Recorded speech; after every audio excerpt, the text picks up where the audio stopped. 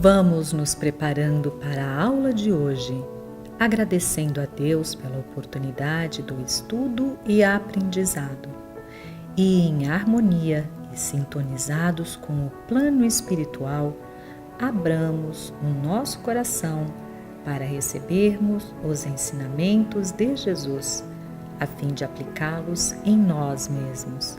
Que assim seja, graças a Deus.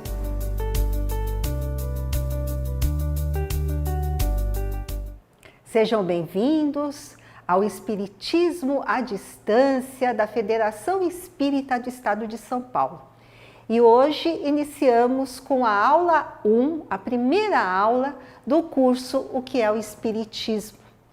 Então vamos, nesse momento, já tentando entrar naquele clima que deu como ápice o surgimento do Espiritismo com o Livro dos Espíritos. Então, primeiramente, nós vamos falar quais são os objetivos da nossa aula. O primeiro objetivo é o esclarecimento de que os fatos espíritas são de todos os tempos e que o Espiritismo surgiu pela obra de espíritos diversos, é dizer, não foi apenas um espírito em uma localidade, mas sim vários em várias localidades. Também nós mostraremos a atuação da espiritualidade até o surgimento do Espiritismo, porque nós vamos perceber que foi num crescente. O surgimento do Espiritismo não eclodiu de uma hora para outra, teve uma preparação. Outro objetivo é o esclarecimento também, o conhecimento de alguns precursores, do que nós chamamos de precursores do Espiritismo. Vamos citar alguns. E também nós vamos colocar todos aqueles acontecimentos que fizeram com que Kardec chegasse a codificar a doutrina espírita, que foram aqueles acontecimentos das mesas girantes e um pouquinho antes também a atuação dos espíritos, como que aconteceu. Então, nesse momento, nós convidamos a todos os nossos queridos que nos assistem para trilharmos juntos nesse caminho, que é um caminho maravilhoso, que vai nos levar a verdades, a conhecimentos que certamente vão modificar a nossa vida. Então, quando que surgiu o Espiritismo? A data que nós aceitamos e também que foi convencionada como surgimento do Espiritismo foi da publicação de O Livro dos Espíritos em 18 de abril de 1857. Essa é a data inicial. Porém, nós sabemos que a atuação espiritual, ela vem de todos os tempos, porque todos nós somos espíritos imortais. E como espíritos imortais que somos, nós já trazemos esses acontecimentos conosco. Então nós vamos ver, nós vamos relembrar que lá no Egito Antigo, eles já tinham esse relacionamento com os espíritos, porém era um relacionamento ali fechado, era uma coisa de elite, não era levado ao povo. Então, muito poucos conheciam, mas já existia. Também na antiga Grécia, na antiga Roma, existiam aqueles que eram os profetas. E nós relembramos as pitonisas, que faziam adivinhações. E também, mas eram também restritas ao povo mais esclarecido, à elite daquela época. Então era comum os generais irem até as pitonisas para saberem se eles iam ter ou não sucesso nas suas batalhas. E os médiuns, da mesma maneira como houve sempre esses acontecimentos, esse intercâmbio, também sempre existiram médiuns. Isso em toda a história da nossa humanidade. Mas nós relembramos aqui uma que foi muito conhecida, foi até canonizada, a Joana d'Arc, que teve uma mediunidade extremamente prodigiosa, que levou o seu povo à vitória daquela que foi chamada da Guerra dos 100 Anos, por conta das suas visões e do seu caminho que ela traçou, né? Aquelas pessoas que estavam ali com ela. E agora, para que nós comecemos a falar efetivamente sobre como que surgiu o Espiritismo, nós vamos avançar um pouco mais, né? E vamos chegar até o século XIX. Então, nós vemos aqui uma figura do Arthur Conan Doyle, aquele que foi o criador do Sherlock Holmes. Ele escreveu o livro História do Espiritismo. Nós também encontramos algumas edições de algumas editoras, cujo título é A História do Espiritismo, mas é o mesmo livro. Ele trouxe esse livro em 1926 e ele classificou essa manifestação desses espíritos que eclodiu com tudo isso, eclodiu lá no Espiritismo, aqui com o nosso Espiritismo, como a invasão organizada, porque nós percebemos que realmente foi uma invasão que foi determinada pelas leis divinas, para que chegasse aquele momento e trouxesse a nós todas essas informações no momento em que a humanidade estava preparada. E Conan Doyle também, ele começou a estudar Espiritismo porque ele perdeu muitas pessoas da sua família. Então, para que ele conseguisse ter um pouco de paz no seu espírito, entendesse um pouco mais, ele começou a frequentar sessões espíritas e aí ele se tornou espírita também e nos trouxe esse livro. Então, no livro do Conan Doyle, História do Espiritismo, ele coloca vários médiuns que foram os precursores, os chamados precursores, como nós falamos lá no início da nossa aula. Então, um dos mais notáveis foi Emanuel Swedenborg, o sueco, poliglota, polímata. Polímata o que é? É aquela pessoa que conhece vários ramos da ciência. Então, ele era teólogo, ele sabia mecânica, ele sabia física, metalurgia e também se tornou espiritualista. Depois ele fundou uma igreja contando tudo aquilo que ele trazia de informação da espiritualidade. Ele teve a sua primeira visão espiritual quando ele tinha 56 anos e foi um acontecimento também muito interessante. O que nos conta Conan Doyle? O que ele coloca, que Swedenborg falou na época? Na mesma noite em que ele teve a primeira visão, o mundo dos espíritos, do céu e do inferno, abriu-se convincentemente para mim.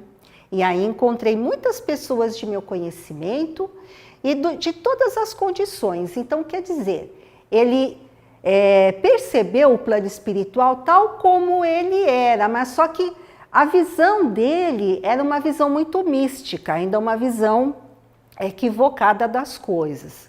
E uma outra visão dele também muito famosa foi que quando ele estava em Edimburgo, aliás, Gotemburgo, num jantar, ele teve um apagão, vamos dizer assim. E nesse apagão, ele viu um incêndio na casa do seu vizinho em Estocolmo, né? Então, a quilômetros de distância, ele percebeu aquele incêndio. E na mesma hora ele falou assim, não, eu tenho que ir para casa, porque está queimando tudo. E quando ele chegou lá na casa dele, ele viu que o incêndio havia parado a poucos metros da sua porta, não havia queimado sua casa. Mas foi uma visão bem famosa. E depois, Kardec vai evocar o espírito Swedenborg, para saber realmente como que ele estava vivenciando o plano espiritual, a vida espiritual naquele momento.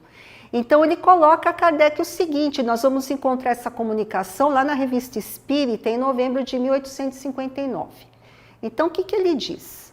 Há um século preguei o espiritismo e tive inimigos de todos os gêneros. Também tive fervorosos adeptos e isso sustentou a minha coragem.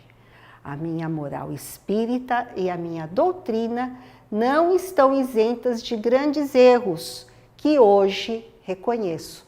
Então, é como nós dissemos, ele reconheceu que ele havia deturpado um pouco o plano espiritual, mas isso por conta do conhecimento que ele tinha, da bagagem que ele tinha naquele momento da sua existência, naquela sua última encarnação. E aí também nós vamos nos reportar a Conan Doyle, quando ele traz a história de Edward Irving, que viveu entre 1792 e 1834. Ele foi um pastor protestante, era muito veemente nas suas pregações. Então, por conta dessa sua veemência, também se conta, Conan Doyle conta que ele era um homem grande, um homem avantajado. Ele reunia vários fiéis, várias pessoas iam até a igreja, ali na Igreja Nacional Escocesa, para ouvi-lo. Aqui nós temos uma ilustração, né, dessa igreja, e ele posteriormente ele fundou a sua própria igreja em 1827. Também por quê? Porque por causa de todos os fenômenos que aconteceram lá dentro da igreja com os seus fiéis, ele foi expulso da sua congregação original. Então, depois ele fundou a sua própria. Então, certa feita, quando ele estava ainda pregando na antiga igreja, começaram a acontecer fenômenos de xenoglossia, quer dizer, as pessoas falavam em outras línguas que não o inglês, em línguas antigas. Havia também fenômenos de cura, fenômenos físicos, como pancadas, arremessamento de objetos. E ali, eles também chegou até o ponto de ter obsessões, porque nós sabemos que as manifestações físicas, os espíritos superiores não se ocupam delas, né? Muitas vezes elas acontecem por conta da nossa inferioridade moral. Então, por conta também de todas aquelas pessoas ali que estavam imbuídas daquele sentimento místico, achando também que aqueles eram os últimos dias, por isso que eles estavam tendo todos aqueles fenômenos, Conan Doyle diz, ali não havia desenvolvimento, havia o caos. E tanto foi o caos que ele acabou sendo expulso, como nós já dissemos, Edward Irving, e as pessoas também pararam com aqueles fenômenos, né? Nós também temos um outro acontecimento, também relatado por Conan Doyle, que aconteceu à mesma época, ali, mais ou menos a mesma época dos fenômenos de Edward Irving, na comunidade dos Shaken Quaker, né, nos Estados Unidos, isso já nos Estados Unidos. Então, essa comunidade chamada de Shaken Quaker era uma comunidade também de membros que ali se congregavam, eles usam roupas antigas como se eles estivessem na Idade Média, e eles vivem também muito simplesmente, né? Nós vemos ainda muitas dessas comunidades nos Estados Unidos e no Canadá.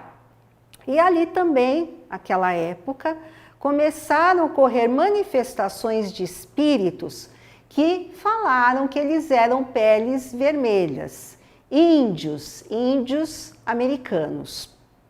E esses índios, eles traziam várias revelações, né? Também na mediunidade falante, haviam médiuns falantes que traziam essas comunicações. Mas aí eles falaram que eles não estavam ali para ensinar, mas sim para aprender. E durante alguns anos eles estiveram nessa comunidade fazendo uma série de manifestações, né? Então, como Conan Doyle coloca, essas manifestações, essas visitas ocorreram por 7 anos consecutivos. E quando os espíritos os deixaram, disseram-lhes que se iam, mas que voltariam, que invadiriam o mundo e tanto entrariam nas choupanas quanto nos palácios. Então aqui nós percebemos que eles dão um sinal de que haveria outro tipo de manifestação que seria espalhada por todo o mundo, que de fato aconteceu, né? Porque até então nós vemos que eram apenas manifestações isoladas, uma aqui, outra ali, mas a partir de um certo momento, essas manifestações, elas começaram a se espalhar pelo mundo. E aí nós encontramos também um dos precursores chamado Andrew Jackson Davis, chamado como o profeta da nova revelação. E depois nós vamos falar por que ele foi chamado o profeta da nova revelação, né? Então conta-se que ele era um semi-analfabeto, tinha saúde frágil e ele começou a ter as visões quando ele ainda era adolescente. Então, adolescente, ele começou a perceber o mundo espiritual.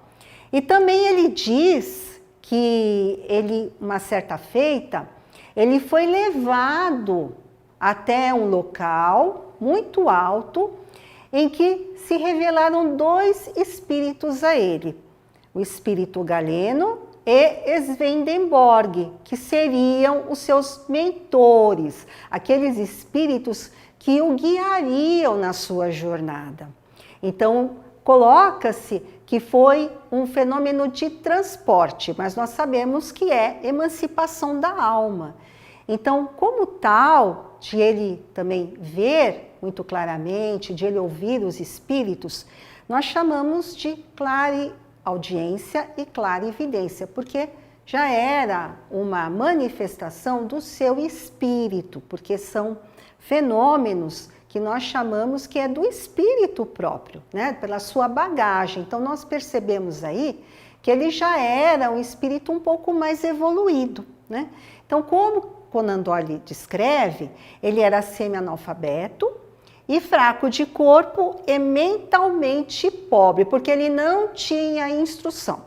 Ele havia mesmo nascido numa família de parcos recursos e de pouca instrução.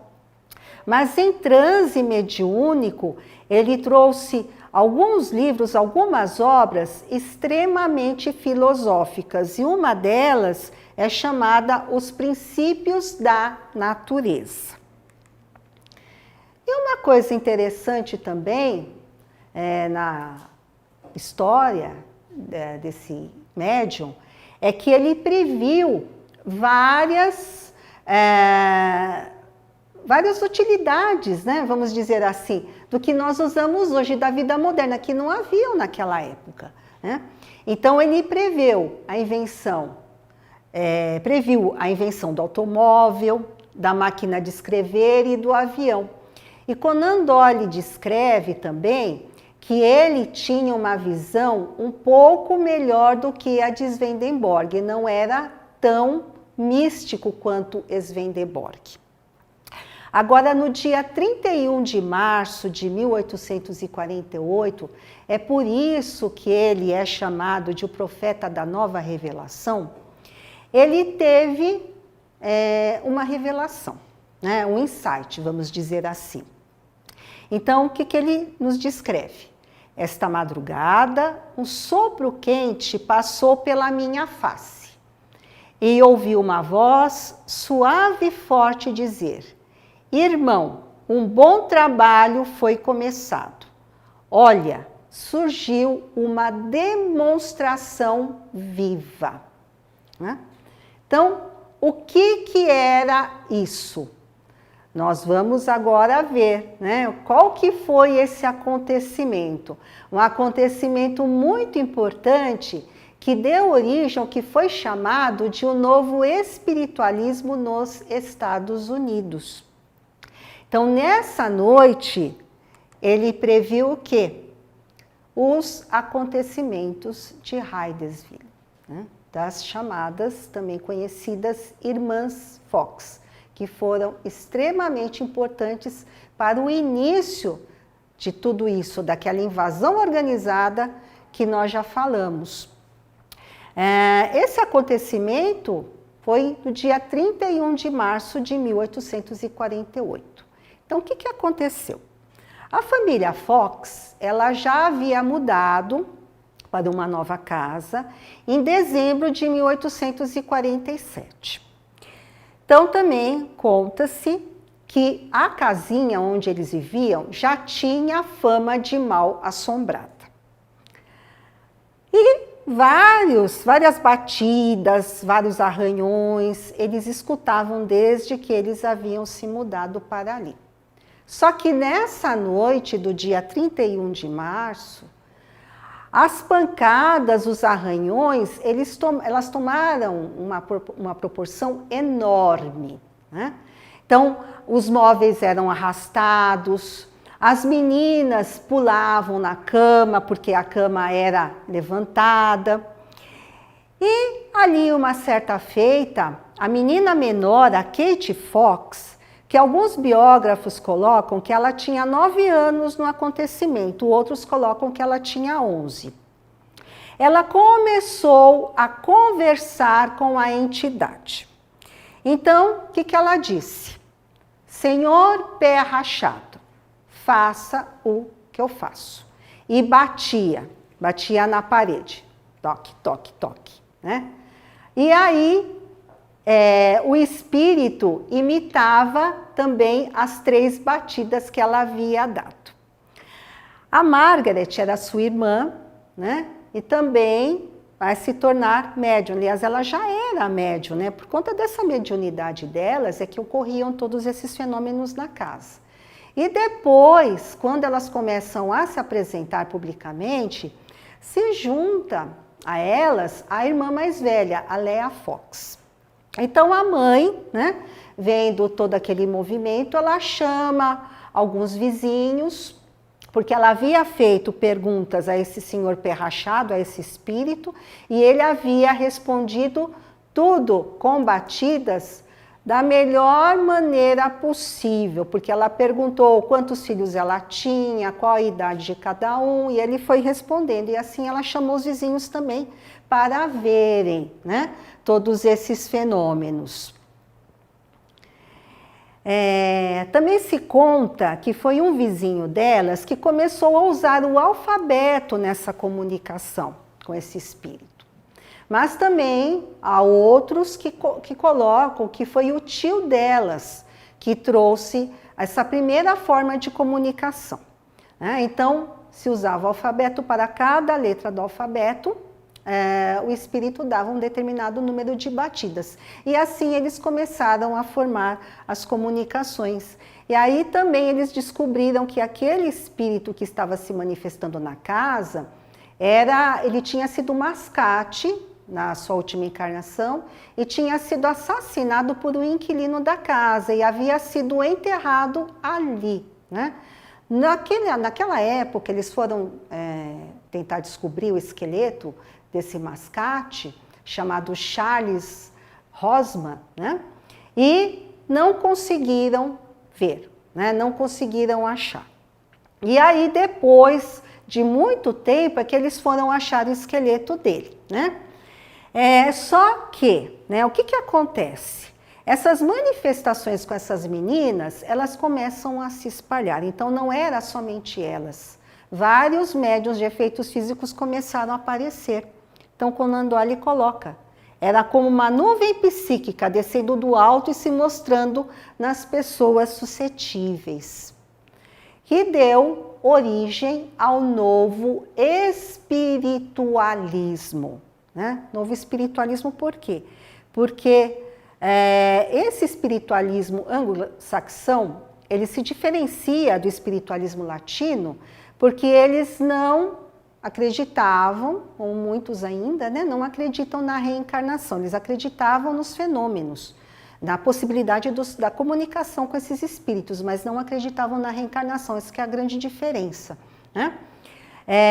Formaram-se grupos para analisar essas comunicações, investigação de homens muito sérios, estudiosos da sociedade americana.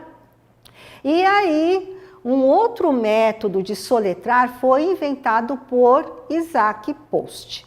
Aí também, Conan Doyle explica que sai de cena o mascate e entram outros espíritos, né, para conduzirem essas manifestações. E elas vão eclodir a primeira apresentação pública das Irmãs Fox, que aconteceu num teatro em Rochester, um grande teatro, em 14 de novembro de 1849, né? Mas como nós dissemos, os fenômenos já não se limitavam a elas. Então, qual que é o objetivo de tão estranho movimento naquela época especial, né? Eles perguntam aos espíritos, aqueles espíritos que se manifestavam. Então eles dizem, é para conduzir a humanidade em harmonia e para convencer os céticos da imortalidade da alma. Bom, e como surgiram as mesas girantes? As tais mesas girantes, tão famosas, né? Os primeiros acontecimentos, as primeiras ocorrências vão acontecer justamente nos Estados Unidos. Por conta de uma indicação dos espíritos. Os próprios espíritos é que dão a dica para aqueles investigadores de que eles poderiam utilizar um método mais fácil de comunicação. Então, eles colocam, podem se sentar ao redor de uma mesa, com as mãos espalmadas, e ali a mesa começou a se mover. Se faziam perguntas para a mesa, né? E a mesa se movia. Então, nós sabemos que a pergunta não era propriamente para a mesa, eram para os espíritos. Mas a mesa ali, ela se elevava e com o pé, ela batia no chão.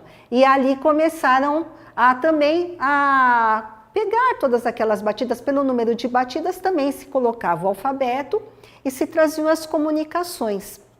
E aí nós vamos nos reportar ao autor Zeus Van Tuyl, que ele coloca na obra As Mesas Girantes do Espiritismo, que há de notar que a mesa não se limitava a levantar-se sobre um pé para responder às perguntas. Movia-se em todos os sentidos, às vezes se elevava no ar. Bom, aí essas manifestações começaram a ocorrer em todos os Estados Unidos e, uma certa feita, alguns médiuns que também ali atuavam nos Estados Unidos nesses fenômenos, eles chegam à Europa, precisamente na Escócia. Essa data quem dá é Zeus Van Tuyl, no livro que nós dissemos anteriormente, As Mesas Girantes e o Espiritismo, né? Então, ele conta que alguns médiuns desembarcaram na Escócia e, em seguida, as mesas girantes ganharam Londres. Claro que foi um grande acontecimento. Os jornais da época eram muito pródigos em noticiar tudo isso, porque era uma coisa extremamente inovadora, era uma coisa estranha. As pessoas achavam que era uma coisa extraordinária. Imagina você fazer uma pergunta para a mesa, perguntar a sua idade, perguntar o nome dos seus filhos, perguntar como é a sua vida e ela responder, né? Só que a comunicação, claro, era muito dificultosa, ela ainda era muito demorada por conta disso, né? No ano seguinte, em 1853, esse fenômeno das mesas girantes chega até a Alemanha, né? E no mesmo ano chegam à França. Na França também, né, contam-se, os jornais contam da época, os jornais da época, que era uma diversão. Então as pessoas ali perguntavam coisas à mesa e se reunindo ali às gargalhadas. Elas se divertiam, era como se fosse um jogo de salão, né?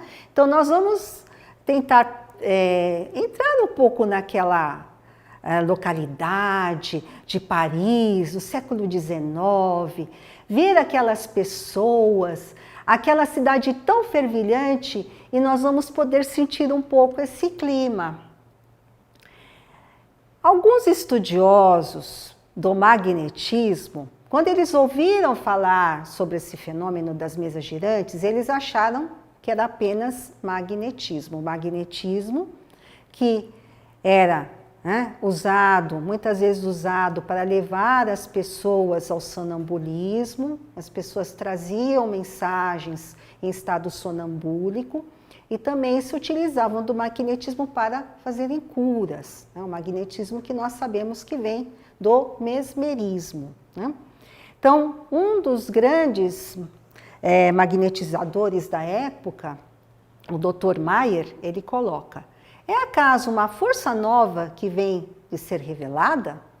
Quanto a mim, creio que se trata de uma manifestação particular da eletricidade vital. Então, alguns estudiosos achavam que era apenas algo orgânico, algo físico, que não conseguiu enxergar além da matéria.